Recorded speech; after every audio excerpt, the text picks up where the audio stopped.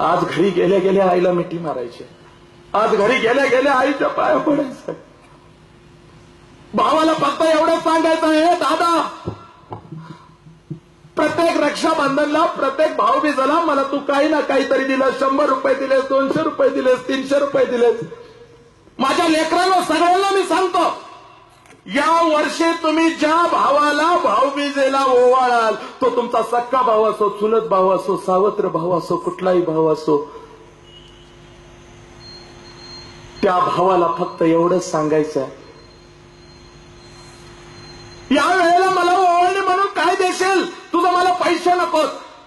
या वेळेला मला ओवाळणी म्हणून दादा फक्त एवढंच पाहिजे, जसं तू मला बघतोस तसंच तू या रस्त्यावरच्या प्रत्येक मुलीमध्ये मला बघ, प्रत्येक मुलीमध्ये मला बघ,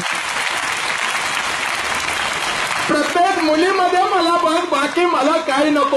हेच भाऊबीजेला ओवाळणी पाहिजे. दादा तुझ्या बहिणीला कोणी छेडलं तर तुला कसं वाटेल? दादा तुझ्या बहिणीला कोणी घेऊन गेलं तर तुला कसं वाटेल? अगदी दादा ती सुद्धा दुसऱ्याची लेक आहे. बस भावाला मिठी मारायची आहे आणि या भाऊबीजेला तरच आम्हाला अण्णांच्या आत्म्याला शांती मिळेल, माझ्या आत्म्याला शांती मिळेल, शेजवाळी सरांच्या आत्म्याला आणि इथल्या सगळ्यांच्या आत्म्याला शांती मिळेल.